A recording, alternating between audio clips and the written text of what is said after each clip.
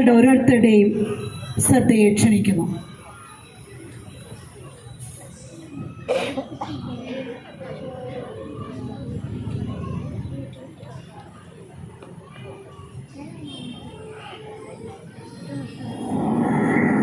സ്നേഹം നിറഞ്ഞ ഇടവകാംഗങ്ങളെ, നാട്ടുകാരെ, വീണ്ടും ഇതാ ഒരു ക്രിസ്മസ് കാലം കൂടി വന്നെത്തിയിരിക്കുന്നു.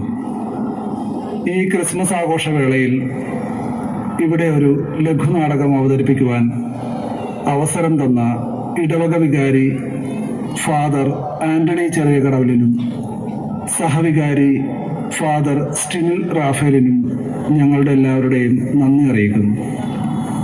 ഈ കലാരൂപം ഒരുക്കുവാൻ വേണ്ട പ്രോത്സാഹനവും സഹകരണവും നൽകിയ കേന്ദ്ര സമിതി ഭാരവാഹികൾക്കും അംഗങ്ങൾക്കും പ്രത്യേകമായി നന്ദി അറിയിക്കുന്നു. അതോടൊപ്പം ഇന്നിവിടെ കടന്നു വന്നിരിക്കുന്ന നിങ്ങൾക്ക് ഓരോരുത്തർക്കും നന്ദി അറിയിച്ചുകൊണ്ട് ഞങ്ങൾ ആരംഭിക്കട്ടെ. രക്ഷകൻ.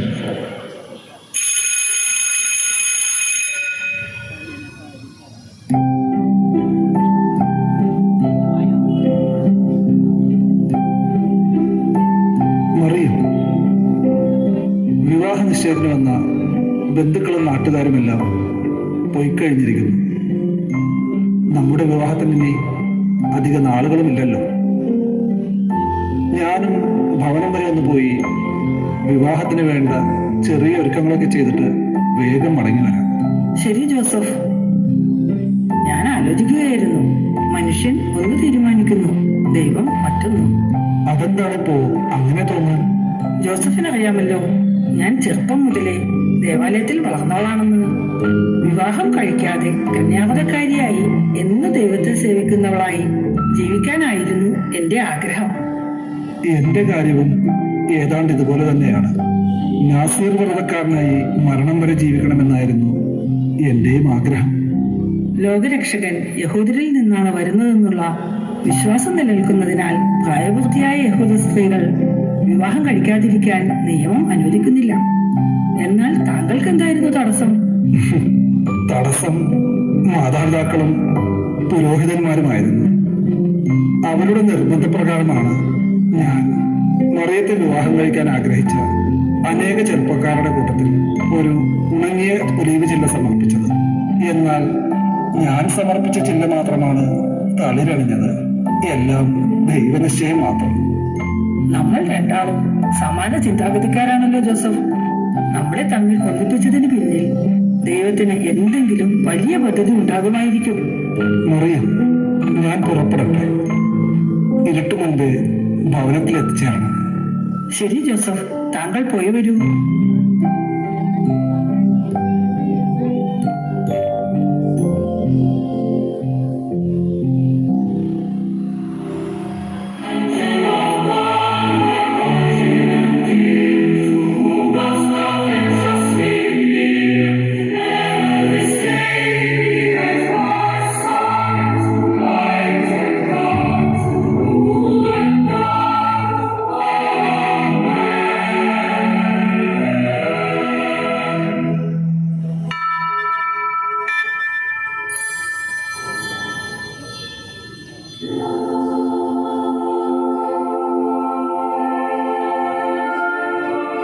മറിയം, മറിയം, ദൈവകൃപ നിറഞ്ഞവളെ സ്വസ്തി, കർത്താവ് നിന്നോടുകൂടെ. എന്താണ് ഈ അഭിവാദനത്തിന്റെ അർത്ഥം? മറിയം, നീ ഭയപ്പെടേണ്ട. ദൈവസന്നിധിയിൽ നീ കൃപ കണ്ടെത്തിയിരിക്കുന്നു. നീ ഗർഭം ധരിച്ച് ഒരു പുത്രനെ പ്രസവിക്കും. നീ അവന് യേശു എന്ന് പേരിടണം. അവൻ വലിയവനായിരിക്കും. അത്യുന്നതന്റെ പുത്രൻ എന്നവൻ വിളിക്കപ്പെടും. അവന്റെ പിതാവായ ദാവീദിന്റെ സിംഹാസനം ദൈവമായ കർത്താവ് അവന് കൊടുക്കും. യാക്കോബിന്റെ ഭവനത്തിന്മേൽ അവൻ എന്നേക്കും ഭരണം നടത്തും. അവന്റെ രാജ്യത്തിന് അവസാനമുണ്ടാവുകയില്ല. ഇതെങ്ങനെ സംഭവിക്കൂ? ഞാൻ പുരുഷനെ അറിയുന്നില്ലല്ലോ. പരിശുദ്ധാത്മാവ് നിന്റെ മേൽ വരും. അത്യുന്നതന്റെ ശക്തി നിന്റെ മേൽ ആവസിക്കും. ആകയാൽ ജനിക്കാൻ പോകുന്ന ശിശു പരിശുദ്ധൻ, ദൈവപുത്രൻ എന്ന് വിളിക്കപ്പെടും. ഇതാ, നിന്റെ ചാർച്ചക്കാരി വൃദ്ധയായ എലിസബത്ത് ഒരു പുത്രനെ ഗർഭം ധരിച്ചിരിക്കുന്നു. വന്ധ്യ എന്ന് പറഞ്ഞിരുന്നവൾക്ക് ഇത് 6-ാം മാസമാണ്. ദൈവത്തിന് ഒന്നും അസാധ്യമല്ല. ഇതാ കർത്താവിന്റെ ദാസി, നിന്റെ വാക്ക് എന്നിൽ നിറവേറട്ടെ. എന്റെ ആത്മാവ് കർത്താവിനെ മഹത്വപ്പെടുത്തുന്നു. എന്റെ ചിത്തം രക്ഷകനായ എന്റെ ദൈവത്തിൽ ആനന്ദിക്കുന്നു. ഇന്നു മുതൽ സകല തലമുറകളും എന്നെ ഭാഗ്യവതി എന്ന് വാഴ്ത്തും.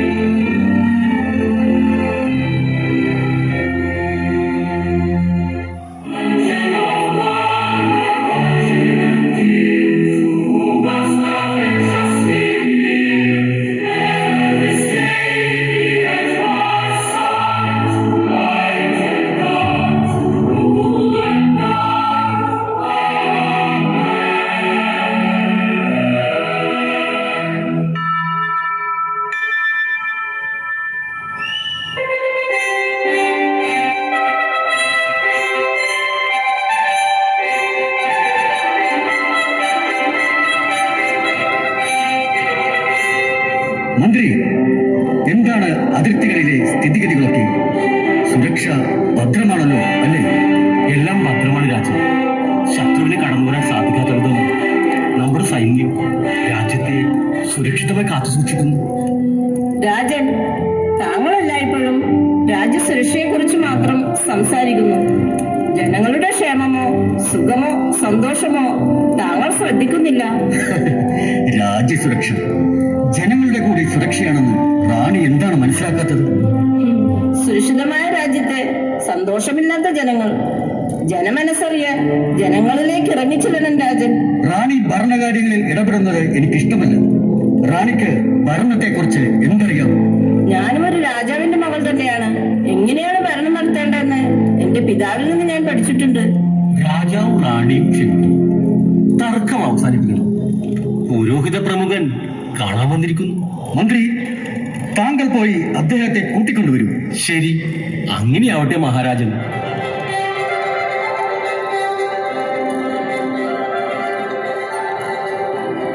ഗുരുവേ, വന്നാലും അങ്ങേക്ക് ക്ഷേമം തന്നെയല്ലേ? അതേ മന്ത്രി വരിക, ഞാൻ ക്ഷേമമായിരിക്കുന്നു.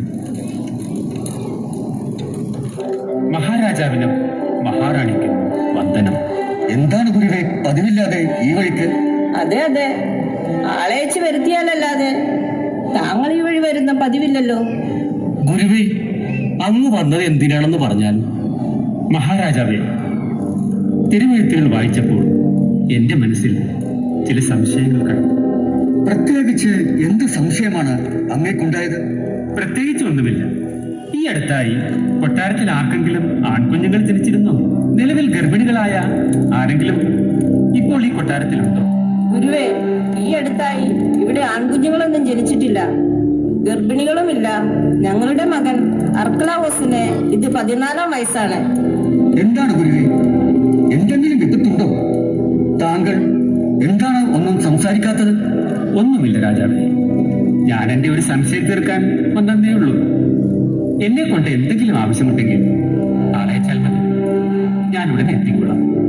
യാത്ര പറയുന്നില്ല. എന്താണാവോ ഗുരുവിന്റെ സംശയം?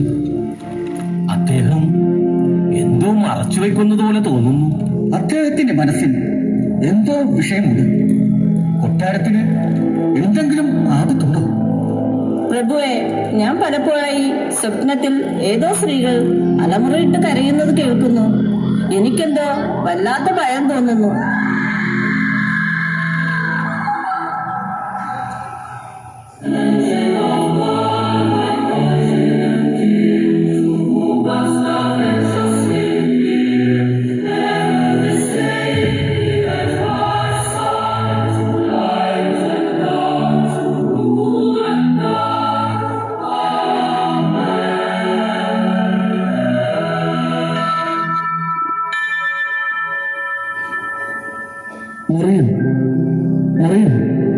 ഓ ജോസഫ്, താങ്കൾ തിരികെ എത്തിയോ? യാത്രയൊക്കെ സുഖമായിരുന്നോ? എല്ലാം മംഗളമായിരുന്നു മറിയം. ഇവിടത്തെ വിശേഷങ്ങൾ എന്തൊക്കെയാണ്? ഞാൻ താങ്കളെ കാത്തിരിക്കുകയായിരുന്നു. ഒരു സന്തോഷ വാർത്ത അറിയിക്കുവാനുണ്ട്. എന്താണത്? ജോസഫ്, ദൈവത്തിന്റെ ദൂതൻ എനിക്ക് പ്രത്യക്ഷപ്പെട്ടിരുന്നു. ഞാൻ യഹൂദജനം കാലങ്ങളായി കാത്തിരുന്ന രക്ഷകനെ പ്രസവിക്കുമെന്ന് ആ ദൂതൻ എന്നോട് പറഞ്ഞു. അവന് യേശു എന്ന് പേരിടണമെന്നാണ് അദ്ദേഹം നിർദ്ദേശിച്ചത്. ദൈവത്തിന്റെ ശക്തി എന്റെ മേൽ വന്നതായും ഒരു പുതിയ ജീവൻ എന്റെ ഉദരത്തിൽ നാമ്പെടുത്തതായും ഞാൻ മനസ്സിലാക്കുന്നു. നമ്മൾ എത്ര ഭാഗ്യം ചെയ്തവരാണ്, അല്ലേ ജോസഫ്? മറിയം, എനിക്ക് വല്ലാത്ത യാത്രാക്ഷീണം തോന്നുന്നു. ഞാൻ അല്പനേരം വിശ്രമിക്കട്ടെ. നീ അകത്തേക്ക് വെക്കുള്ളൂ. ശരി ജോസഫ്, എന്തെങ്കിലും ആവശ്യമുണ്ടെങ്കിൽ എന്നെ വിളിച്ചാൽ മതി. ഇപ്പോൾ താങ്കൾ വിശ്രമിക്കൂ. കേട്ടുകേൾവില്ലാത്ത കാര്യങ്ങളാണല്ലോ മറിയം പറയുന്നത്. വിവാഹത്തിന് മുൻപേ ഗർഭിണിയായ അവളെ ഞാൻ തീർച്ചയായും ഭാര്യയായി സ്വീകരിക്കില്ല. ജനങ്ങൾ അവളെ കല്ലെറിയാതിരിക്കാൻ രഹസ്യത്തിൽ അവളെ ഉപേക്ഷിച്ച് എങ്ങോട്ടെങ്കിലും കടന്നു കളയണം. ഓ, വല്ലാതെ ഉറക്കം വരുന്നു. കുറച്ച് സമയം മയങ്ങാം.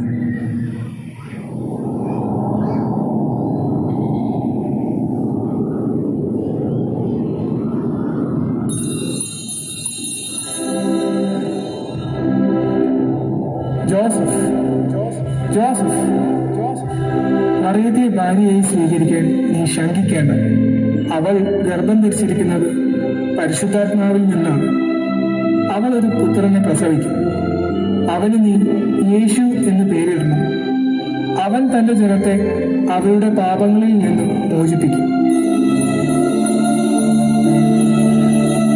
ദൈവകൽപ്പന പോലെ മറിയത്തെ സ്വീകരിച്ച് ലോകരക്ഷകനായ ആ ദിവ്യ ശിശുവിനെ സംരക്ഷിച്ച് പരിപാലിക്കണം.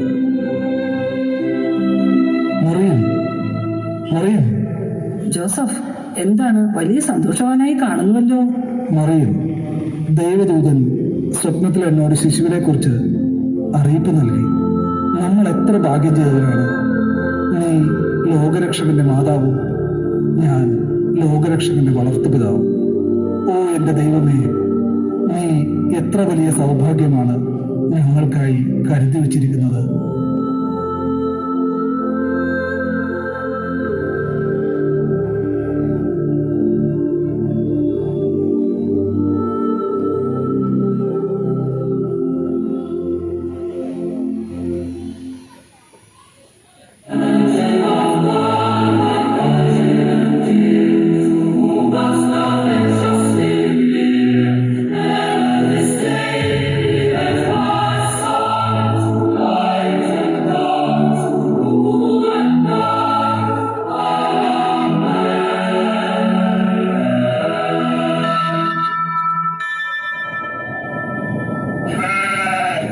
ഇന്നത്തെ പോലെ തിരക്ക് പിടിച്ചൊരു ദിവസം എന്റെ ജീവിതത്തിൽ ഉണ്ടായിട്ടില്ല. എവിടെ നിന്നൊക്കെയാണ് ആളുകൾ വന്നു കൂടുന്നത്? മനുഷ്യനൊന്ന് നടുവ് നിർത്താൻ നേരം കിട്ടിയില്ല. മക്കളെ, അമ്മ വന്നു കേട്ടോ. ഈ കൊടുന്തണുപ്പിൽ പാതിരാവായിട്ടും നിങ്ങൾക്ക് ഇത്തിരി പുല്ല് തരാനോ കുടിക്കാൻ ഇത്തിരി വെള്ളം തരാനോ അമ്മയ്ക്ക് സമയം കിട്ടിയില്ല. എന്റെ മക്കൾ പട്ടിണിയാണല്ലോ എന്ന് ഓർത്ത് അമ്മ ഓടി വന്നതാണ്. ഇതാ പുല്ലും വെള്ളവും. തല്ലുകൂടാതെ എല്ലാവരും വയറു നിറയെ കഴിച്ചു. മറിയം, സമയം പാതിരാമായി. നമ്മൾ എത്ര നേരമായി ഓരോ വാതിലിൽ മുട്ടുന്നു. ആരും നമുക്കായി വാതിൽ തുറക്കുന്നില്ലല്ലോ. ജോസഫ്, ബത്ലഹേമിലുള്ള എല്ലാ വാർഡുകളും സത്രങ്ങളും ആളുകളെ കൊണ്ട് നിറഞ്ഞിരിക്കുകയാണെന്ന് തോന്നുന്നു. നമ്മൾ ഇനി എങ്ങോട്ട് പോകും? ഞാൻ ഈ വാതിലിൽ കൂടി ഒന്ന് മുട്ടി നോക്കട്ടെ. ഓ, എല്ലാവരും ഉറങ്ങിയെന്ന് തോന്നുന്നു. ജോസഫ്, എനിക്ക് സമയമെടുത്തെന്ന് തോന്നുന്നു. വേദന ആരംഭിച്ചിരിക്കുന്നു. ദൈവം നമുക്കായി ഒരു വഴി കാണിക്കാതിരിക്കില്ല. നിങ്ങൾ എന്താണ് ഈ പാതിരാത്രിയിൽ അലിഞ്ഞു നടക്കുന്നത്? ഇവിടെയുള്ള ഒരു വാതിലിലും മുട്ടിയിട്ട് കാര്യമില്ല. എല്ലായിടവും ആളുകളെ കൊണ്ട് നിറഞ്ഞിരിക്കുകയാണ്. മഹദി, നസ്രത്തിൽ നിന്നും പേര് ചേർക്കാൻ വന്നതാണ് ഞങ്ങൾ. പേര് ചേർത്ത് കഴിഞ്ഞപ്പോൾ സമയം ഏറെ വൈകി. പക്ഷേ പിന്നീട് എത്ര അലഞ്ഞിട്ടും ഞങ്ങൾക്കൊരിടത്തും അഭയം ലഭിച്ചില്ല. ഇവൾക്കാണെങ്കിൽ സമയവുമായിരിക്കുന്നു. വീടുകളിലൊന്നും ഇനി ഇടം ലഭിക്കുമെന്ന് തോന്നുന്നില്ല. താങ്കൾക്കായി ഒരുക്കിയിരിക്കുന്ന ഒരു ഗുഹയുണ്ട് ഇവിടെ. നിങ്ങൾക്ക് വിരോധമില്ലെങ്കിൽ അത് ഉപയോഗിക്കാം. ഒരു വിരോധവുമില്ല. ഈ കാലിത്തൊഴുത്തെങ്കിലും ലഭിച്ചല്ലോ എന്നാണ് എൻ്റെ ആശ്വാസം. വരൂ മറിയം, രക്ഷകന് പിറക്കാൻ ഈ കാലിത്തൊഴുത്തായിരിക്കും ദൈവം ഒരുക്കി വച്ചിരിക്കുന്നത്.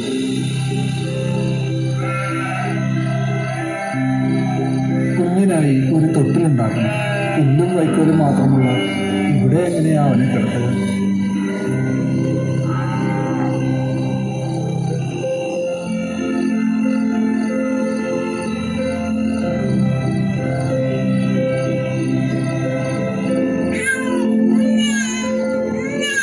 യുവാവേ, താങ്കൾക്കൊരു ആൺകുഞ്ഞ് പിറന്നിരിക്കുന്നു.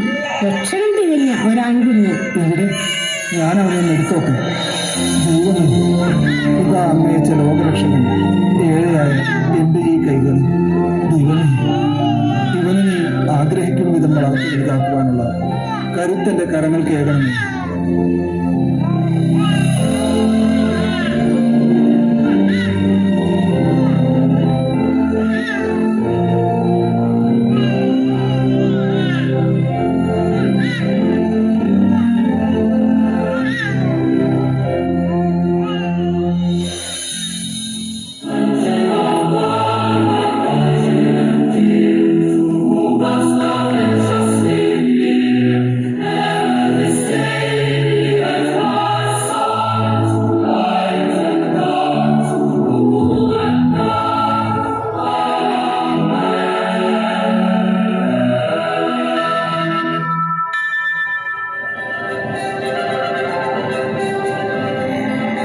ഒടുവിൽ നമ്മൾ ലക്ഷ്യസ്ഥാനത്തെത്തി എന്ന് തോന്നുമല്ലോ കാസ്പർ?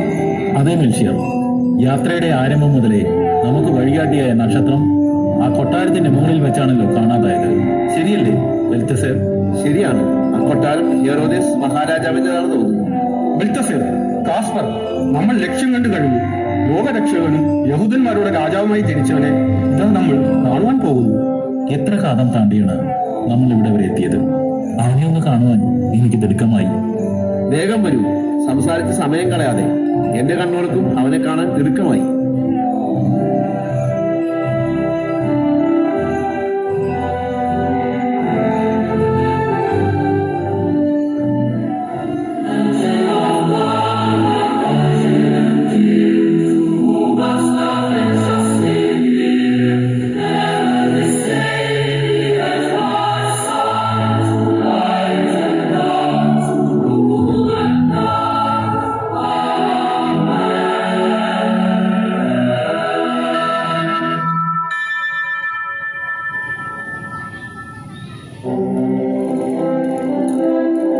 മഹാരാജാവേ, ഞാൻ ഇന്നലെയും സ്വപ്നത്തിൽ ആ ശബ്ദം കേട്ടു. അമ്മമാരുടെ മുറവിളിയും കുഞ്ഞുങ്ങളുടെ കരച്ചിലും എന്നെ ആകെ അത് അസ്വസ്ഥയാക്കുന്നു. റാണി ഓരോന്ന് ചിന്തിച്ച് കിടന്നിട്ടാണ്. ഇവിടെ ഇപ്പോ അമ്മമാരും കുഞ്ഞുങ്ങളും കരയാൻ മാത്രം കാര്യങ്ങളൊന്നും ഇല്ലല്ലോ. അതേ റാണി, ഒരു യുദ്ധഭീഷണിയോ ആഭ്യന്തര കലാപമോ ഒന്നും ഇപ്പോൾ നമുക്കില്ല. യുദ്ധത്തിലാണല്ലോ മരണവും കരച്ചിലുമൊക്കെ ഉണ്ടാവുന്നത്. ഇവിടെ ഇപ്പോൾ അങ്ങനെ ഒരു സാഹചര്യവും നിലവിലില്ല. ആരോ കൊട്ടാരത്തിന് പുറത്ത് വന്നിട്ടുണ്ടല്ലോ. ഞാനൊന്ന് നോക്കട്ടെ. ആരാണാവോ ഈ പാതിരാത്രിയിൽ വന്നിരിക്കുന്നത്? അതെ, നേരം പാതിരാവായി കഴിഞ്ഞിരിക്കുന്നു. രാജാവേ, ഇവർ അങ്ങ് കിഴക്ക് ദേശത്ത് നിന്നും വരുന്ന രാജാക്കന്മാരാണ്. അങ്ങയെ കാണണമെന്നാണ് പറയുന്നത്. കടന്നു വരൂ. യൂദാവാഴ് ഹെറോദേസിന്റെ കൊട്ടാരത്തിലേക്ക് മൂവർക്കും സ്വാഗതം. എന്താണ് വരവിന്റെ ഉദ്ദേശം? മഹാരാജാവേ, തിരുവെഴുത്തുകൾ പ്രകാരം യഹൂദന്മാരുടെ രാജാവ് ബെത്ലഹേമിലാണ് ജനിക്കുന്നത്. കിഴക്ക് ഇവന്റെ ജനന സമയത്ത് ഒരു നക്ഷത്രം ഉദിച്ചു. അതിനെ പിന്തുടർന്നാണ് ഞങ്ങൾ ഇവിടെ വരെ എത്തിയത്. അത് ഈ കൊട്ടാരത്തിന് മുകളിൽ വരെ ഞങ്ങളെ വഴികാട്ടി. ആ രാജാതിരാജനെ കണ്ട് വണങ്ങുവാനാണ് ഞങ്ങൾ വന്നിരിക്കുന്നത്. യഹൂദന്മാരുടെ രാജാവ് ഈ കൊട്ടാരത്തിൽ അങ്ങനെ ഒരു ജനനം നടന്നിട്ടില്ല. ഞാനിവിടെ തിരുവെഴുത്തുകളിൽ ഈ മുന്നറിയിപ്പുണ്ടെന്നാണോ രാജാക്കന്മാരെ നിങ്ങൾ പറയുന്നത്? മന്ത്രി, ഉടൻ പ്രധാന പുരോഹിതരോട് വരാൻ പറയൂ. ശരി രാജൻ, ഞാൻ അദ്ദേഹത്തെ കൂട്ടിക്കൊണ്ടുവരാം.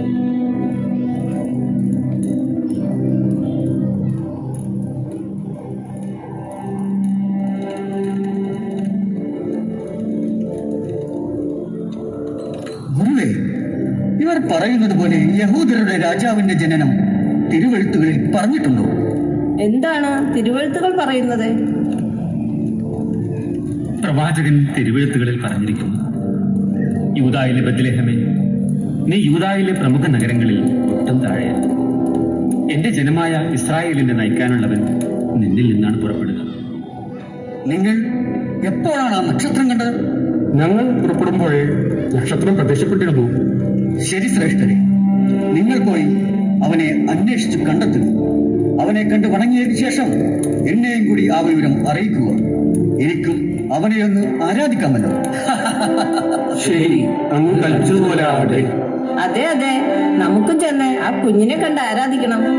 രാജാക്കന്മാരെ, യഹൂദന്മാരുടെ രാജാവിന്റെ ജനനം ആദ്യം അറിയേണ്ടത് പുരോഹിതഗണം തന്നെയല്ലേ? ആയതിനാൽ ശിശുവിനെ കണ്ടയുടൻ ഇവിടെ വന്ന് വിവരം അറിയിക്കുക. ഞങ്ങൾക്കും അവനെ ആരാധിക്കാമല്ലോ. വരൂ ശ്രേഷ്ഠരെ, മടങ്ങി വരുമ്പോൾ ഇവിടെ വന്ന് വിവരം അറിയിക്കണം.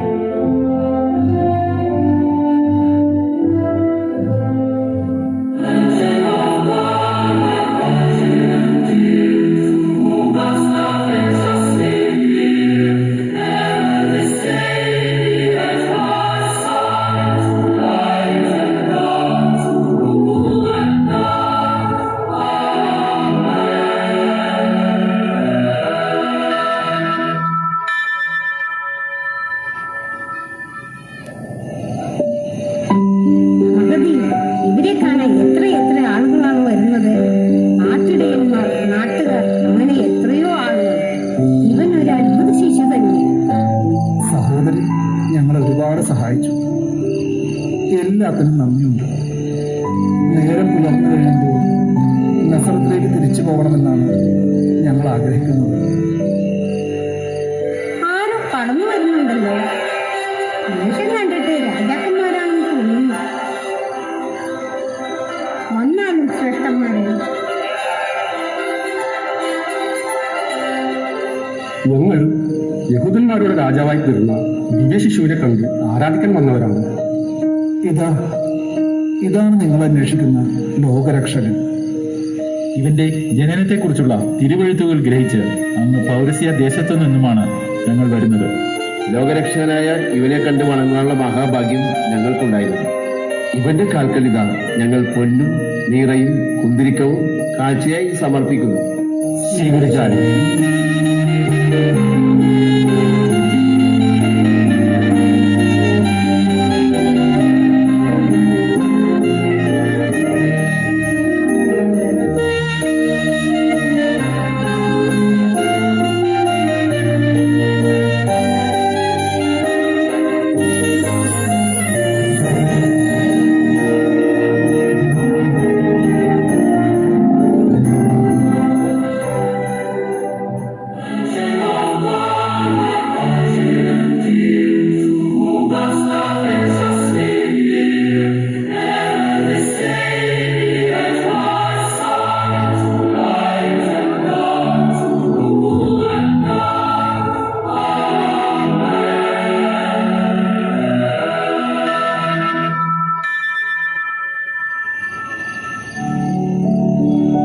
നമ്മൾ തേടി നടന്ന മഹാഭാഗ്യം നമ്മുടെ കണ്ണുകൾ കണ്ടു കഴിഞ്ഞു.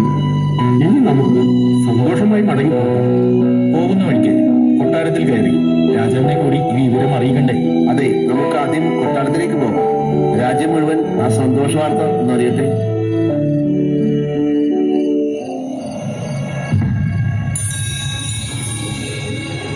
ശ്രേഷ്ഠന്മാരെ, നിങ്ങൾ മറ്റൊരു വഴിയെ സ്വദേശത്തേക്ക് മടങ്ങിപ്പോവുക. ഹെറോദേസ് കുഞ്ഞിനെ വധിക്കുവാൻ ആലോചിക്കുന്നു. ശരി, അങ്ങനെയാവട്ടെ. വരൂ കൂട്ടരെ, നമുക്ക് മറ്റൊരു വഴി വേറും മടങ്ങാം.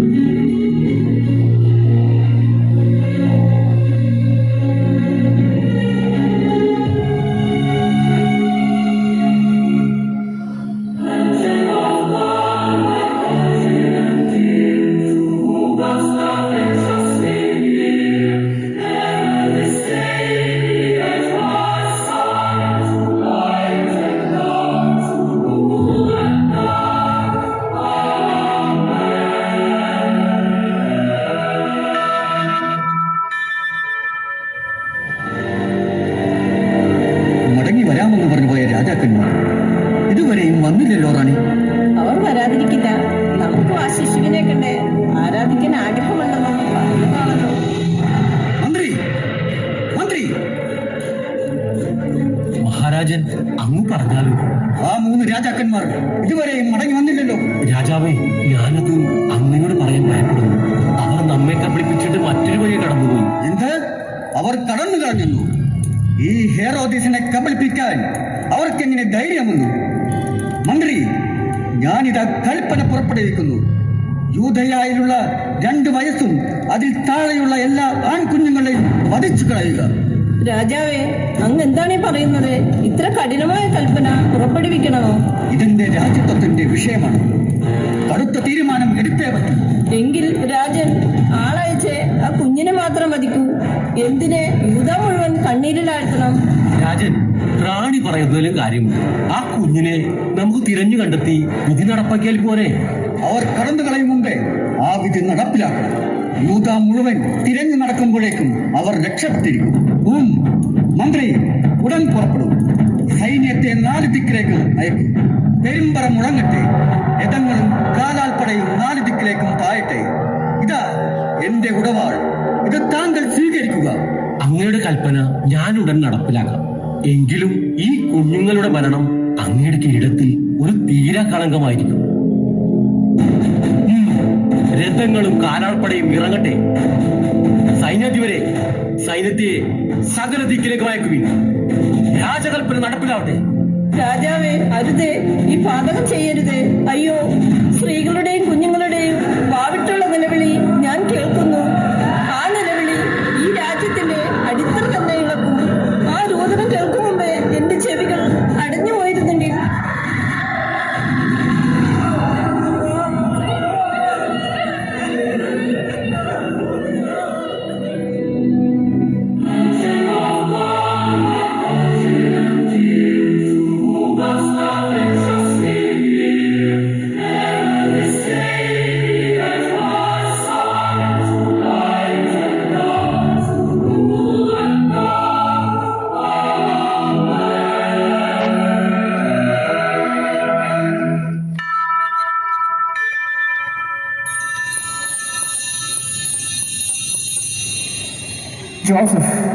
ജോസഫ്, ഉടൻ കുഞ്ഞിനെ എടുത്ത് ഈജിപ്തിലേക്ക് പലായനം ചെയ്യുക. ഹെറോദേസ് കുഞ്ഞിനെ വധിക്കുവാൻ സൈന്യത്തെ അയച്ചിരിക്കുന്നു.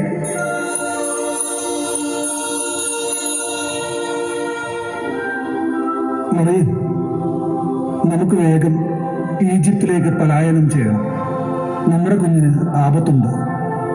ശരി ജോസഫ്, വഴിയിൽ നമ്മുടെ കുഞ്ഞിന് വല്ല ആപത്തും ഉണ്ടാകുമോ? ഇല്ല മറിയം, ദൈവദൂതൻ നമുക്ക് വഴികാട്ടിയായി കൂടെ തന്നെ ഉണ്ടാവും. സഹോദരി, ഞങ്ങൾ പുറപ്പെടട്ടെ. ചെയ്തു തന്ന എല്ലാ ഉപകാരങ്ങൾക്കും നന്ദി.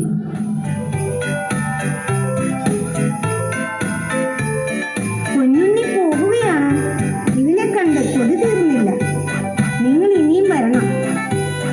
ഈ സമയം വരെ നമ്മോട് കൂടി സഹകരിച്ച എല്ലാവരും ഇവനോട് യാത്ര പറയാൻ വന്നിട്ടുണ്ട്. വരൂ, എല്ലാവരും വരൂ. മറിയം, ഇതാ അനേകം നാട്ടുകാരും ഇവനെ കണ്ട് യാത്ര പറയാൻ വന്നിരിക്കുന്നു.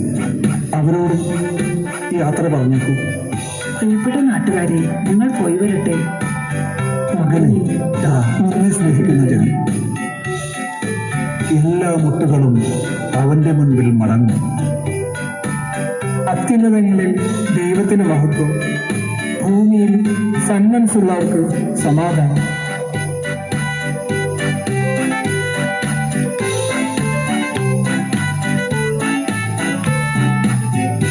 അണിയറയിലും പിന്നണിയിലും പ്രവർത്തിച്ചവരെ പരിചയപ്പെടുത്തട്ടെ.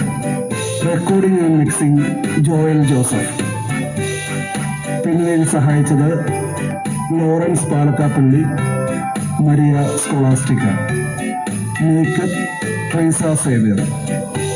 അഭിനയിച്ചവർ ജോസഫ് ജോൺ ചമ്മനക്കോടത്ത്, മറിയം ട്രൈസ സേവ്യർ, ദൂതൻ എമിൽ ആന്റണി, മാലാഖമാർ ആനി നോർമൻ, ആന്യ സനിൽ, ഹെറോദേസ് നിക്സൺ ഡിസൂസ, റാണി മേരി ജോസഫ്, മന്ത്രി സോളമൻ പാലക്കാപ്പള്ളി, പ്രധാന പുരോഹിതൻ പോൾ കട്ടിക്കാട്ട്, നാട്ടുകാരി സ്ത്രീ പുഷ്പ, പൂജരാജാക്കൾ മിനിഷീർ ടെറിൻ കൊറയ, കാസ്പർ, ബിനു ആന്റണി, ബെൽത്തസേർ, ഷാജി ജോസഫ്. രചനാ സംവിധാനം ജോൺ ചമ്മണിക്കോടത്ത്. ഏവർക്കും ഞങ്ങളുടെ ക്രിസ്മസ് ആശംസകൾ.